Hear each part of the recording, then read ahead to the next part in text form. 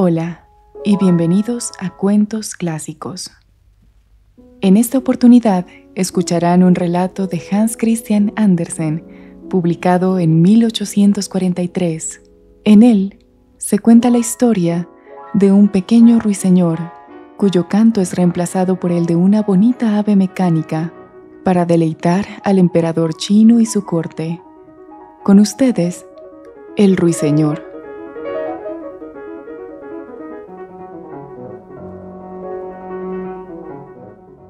En China, como sabéis, el emperador es chino y chinos son también todos sus súbditos. El cuento que voy a contaros es muy antiguo y por eso vale la pena escucharlo antes de que se pierda en el olvido. El palacio del emperador no tenía parangón en el mundo. Había sido construido con la más fina porcelana, tan valiosa y tan frágil que no se podía tocar sino con grandes precauciones.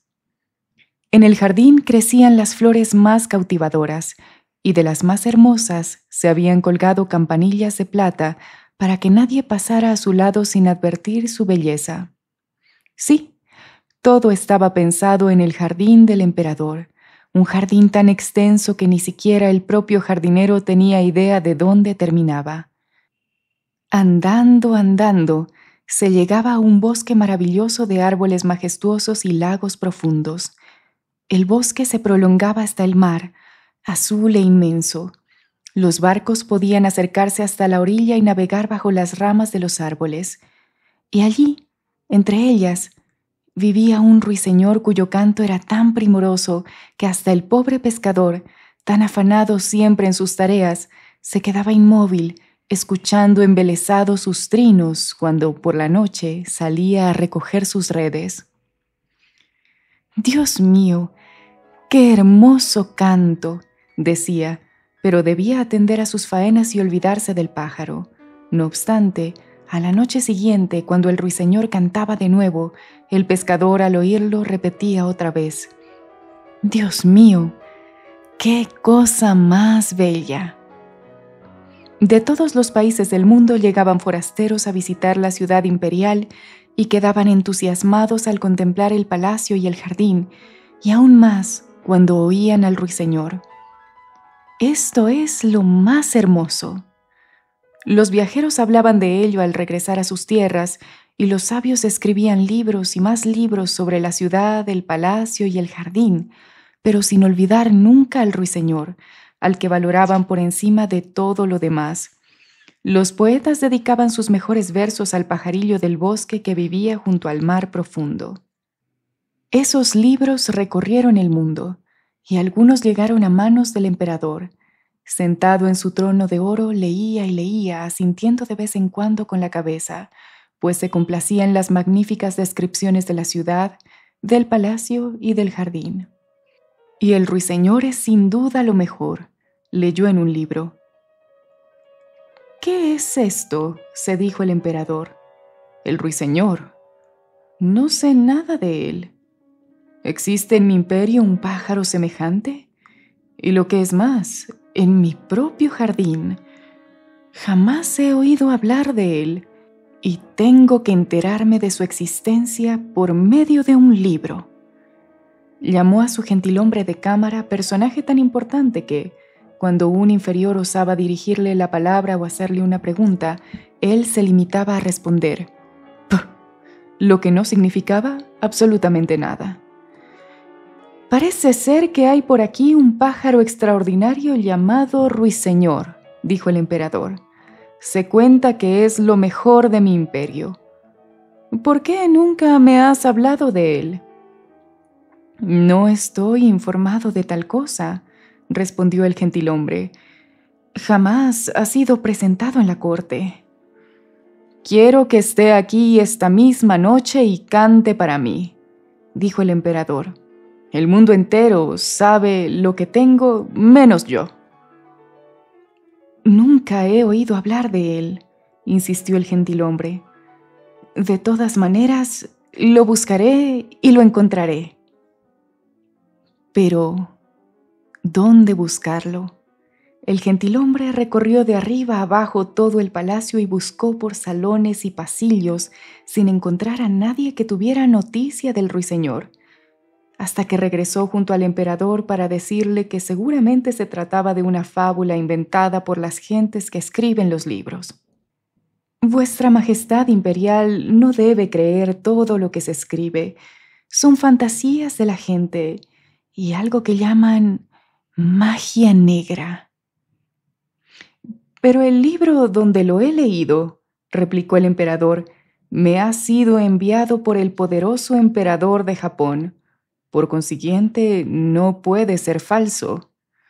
Quiero oír al ruiseñor. Es preciso que venga sin falta esta noche. Será objeto de especial atención por mi parte. Si no aparece, todos los miembros de la corte serán pateados en el estómago después de cenar. Tsing-pe, dijo el gentilhombre, y de nuevo recorrió el palacio de arriba a abajo buscando por salones y pasillos, y la mitad de la corte con él, pues a ninguno le hacía gracia que le patearan el estómago. Preguntaron en todas partes por el maravilloso ruiseñor. Era conocido en el mundo entero y, sin embargo, nadie tenía la menor idea de él en la corte. Al fin, encontraron en la cocina a una pobre muchachita que les dijo: «Ah, el ruiseñor. Vaya si lo conozco. Y qué bien canta. Me han dado permiso para llevar todas las noches restos de comida a mi madre enferma que vive en la playa. Cuando al volver me siento a descansar en el bosque, escucho el canto del ruiseñor y se me llenan los ojos de lágrimas. Es como si mi madre me diera un beso». «Chiquilla», dijo el gentilhombre, «te daré un puesto fijo en la cocina y el derecho de ver comer al emperador si nos llevas hasta el ruiseñor. Está citado en palacio para esta misma noche». Y partieron hacia el bosque, al lugar donde el ruiseñor acostumbraba a cantar. Media corte iba en busca del pájaro. A mitad de camino se oyeron los mugidos de una vaca. «¡Oh!», exclamó uno de los cortesanos. «Ahí está. Es curioso la voz tan fuerte que posee un animal tan pequeño, y no es la primera vez que lo oigo». «No, esos son las vacas que mugen», dijo la pequeña. «Todavía estamos lejos del lugar». Poco después se oyeron unas ranas que croaban en la charca. «Encantador», dijo el capellán del palacio. «Lo oigo, parecen campanillas de iglesia». «No, esos son ranas», dijo la muchacha, «pero creo que no tardaremos en oírlo». Y el ruiseñor cantó. «Ahí está. Escuchad, escuchad. Es él», dijo la niña señalando un pequeño pájaro gris entre las ramas. «¿Será posible?», dijo el gentilhombre. «Jamás me lo hubiera imaginado así. ¡Qué aspecto tan vulgar! Sin duda habrá perdido el color al ver a tan distinguidas personas que vienen a visitarlo». «Pequeño ruiseñor», llamó en voz alta la niña, «nuestro gracioso emperador desea que cantes en su presencia». «Será un placer», contestó el ruiseñor entonando su primoroso canto. «Parecen campanillas de cristal», dijo el gentilhombre de cámara. «Mirad cómo se mueve su gaznate. Es extraño que nunca antes lo hayamos oído. Tendrá gran éxito en la corte». «¿Tengo que cantar de nuevo para el emperador?», preguntó el ruiseñor, creyendo que el emperador se encontraba allí presente. «Mi estimado y pequeño ruiseñor», dijo el gentilhombre, «tengo el gran honor de convocaros esta noche a una fiesta en la corte. Allí deleitaréis a su Majestad Imperial con vuestro hermosísimo canto». «Suena mejor en el bosque», observó el ruiseñor, aunque aceptó gustoso la propuesta, puesto que el emperador así lo deseaba. En palacio se llevó a cabo una limpieza general. Muros y suelos que eran de la más fina porcelana brillaban a la luz de millares de lámparas. Las flores más hermosas, aquellas que llevaban colgadas campanillas, adornaban los pasillos. Las idas y venidas de los cortesanos producían tales corrientes de aire que las campanillas no dejaban de sonar y no había forma de entenderse. En el centro del gran salón, ante el trono del emperador, se había dispuesto una vara de oro en la que debía colocarse el ruiseñor. La corte en pleno estaba presente, y a la niña que ayudaba en la cocina, que ahora tenía el cargo de cocinera de la corte, se le concedió autorización para escuchar detrás de la puerta. Todos se habían engalanado con sus más bellos atuendos y las miradas se centraban en el pequeño pájaro gris. El emperador con la cabeza le hizo seña de que podía comenzar. El ruiseñor empezó a cantar y lo hizo de tal manera que al emperador se le llenaron los ojos de lágrimas. Cuando el ruiseñor observó las lágrimas resbalando por sus mejillas, cantó todavía mejor, con una música que llegaba directamente al corazón. El emperador quedó fascinado y prometió regalarle su babucha de oro para que se la colgase del cuello. Mas el ruiseñor, dándole las gracias, declinó su ofrecimiento afirmando que se consideraba ya suficientemente recompensado. «He visto brotar lágrimas de los ojos del emperador», le dijo el ruiseñor. «No hay para mí recompensa más preciosa.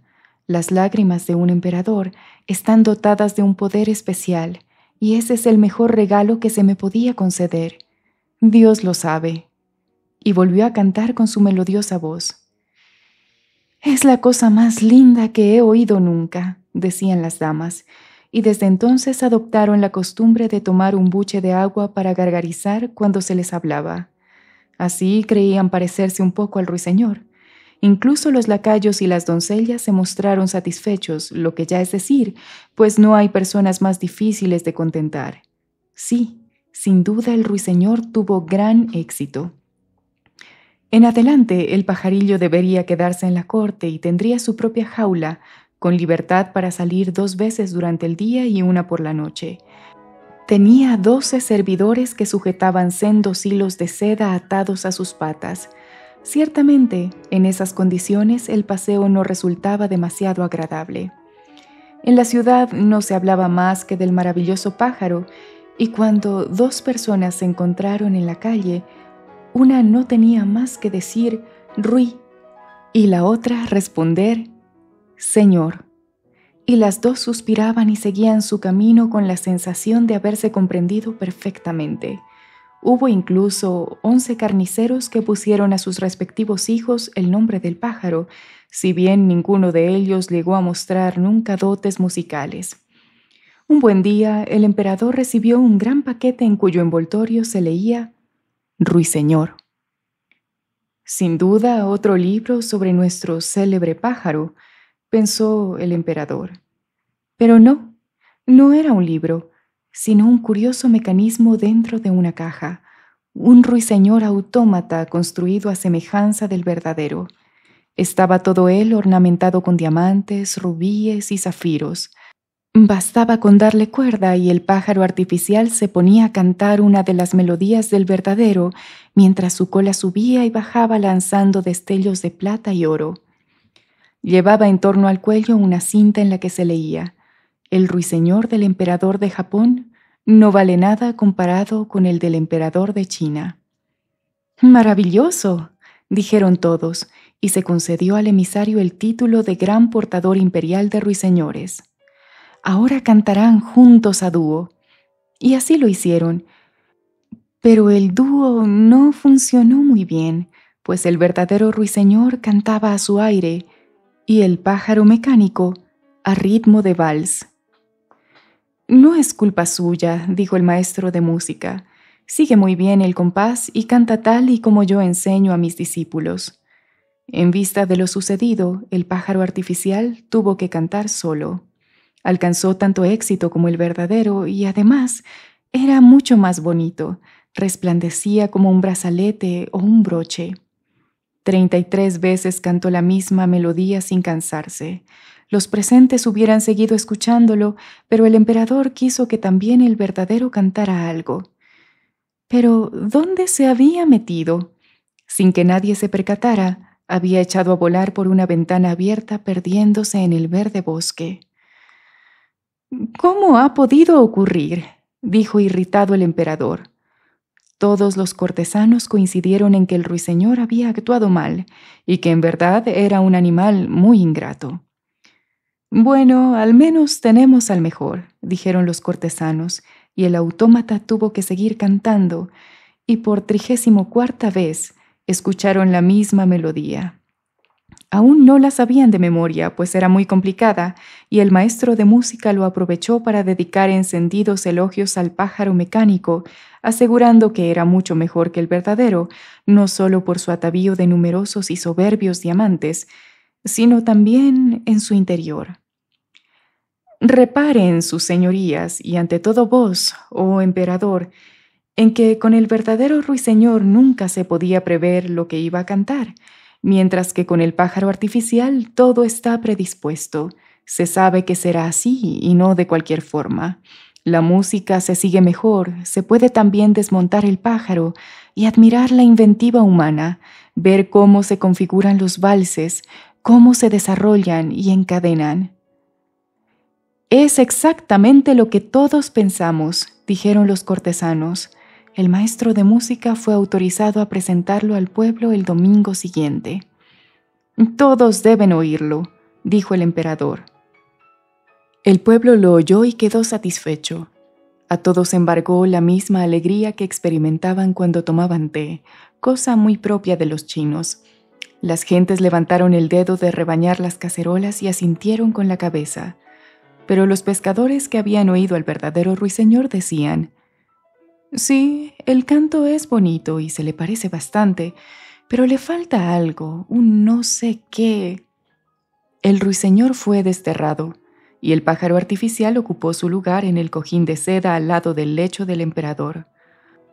Todos los regalos que había recibido, oro y piedras preciosas, estaban dispuestos a su alrededor, y se le otorgó el título de Gran Cantor de la Mesilla de Noche de Su Majestad Imperial, con el derecho a ocupar el primer puesto a la izquierda del emperador, que consideraba el izquierdo el lado más distinguido, pues es aquel en que se encuentra el corazón, incluso el de un emperador.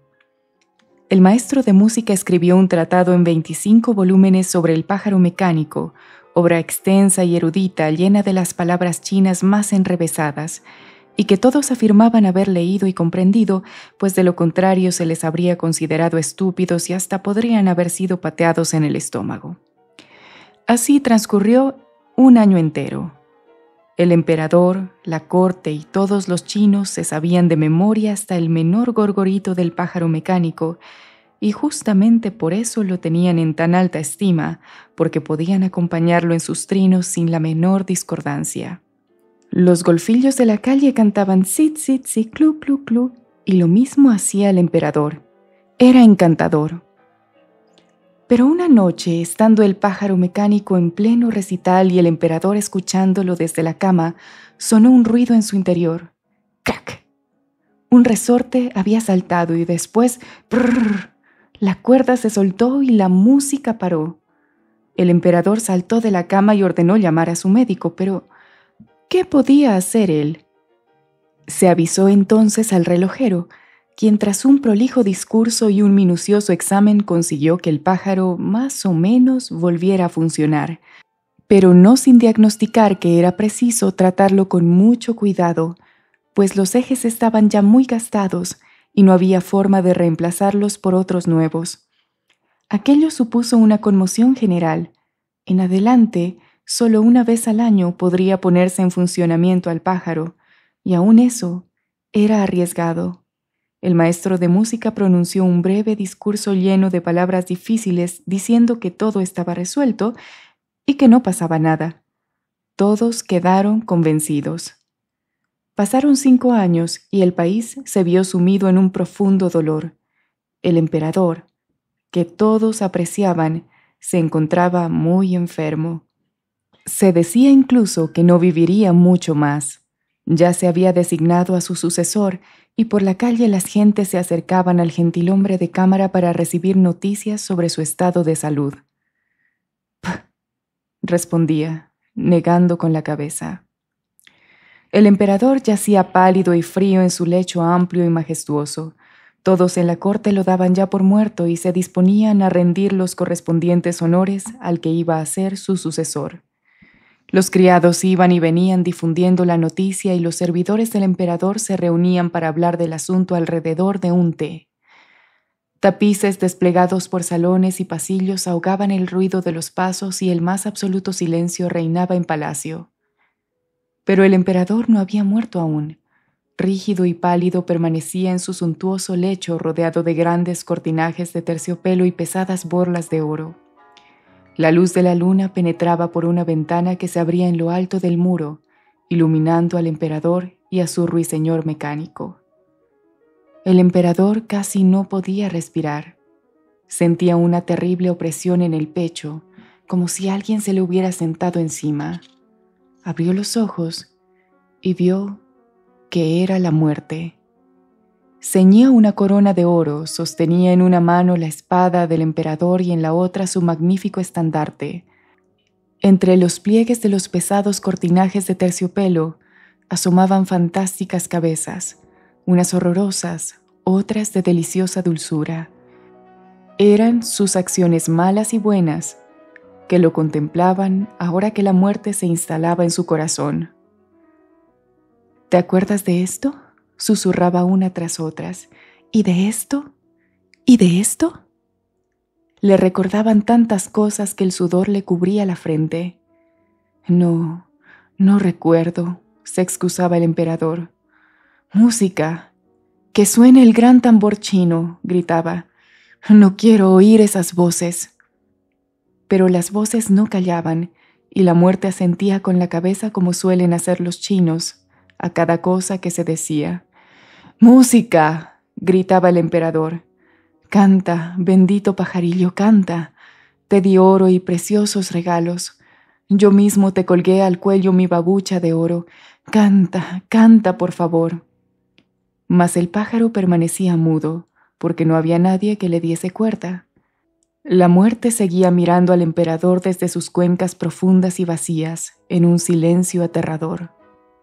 De pronto llegó del exterior una música deliciosa. El pequeño ruiseñor, el verdadero, se había posado en la rama de un árbol junto a la ventana abierta. Le habían llegado los gritos de angustia del emperador y había acudido para ofrecerle su canto de consuelo y esperanza. A medida que cantaba, los espectros palidecieron poco a poco. La sangre circuló con más fuerza por el cuerpo debilitado del enfermo, y hasta la propia muerte, al oírlo, exclamó: «Continúa, pequeño ruiseñor, continúa. Seguiré cantando, pero ¿me darás la espada de oro? Sí, pero ¿me darás el estandarte imperial?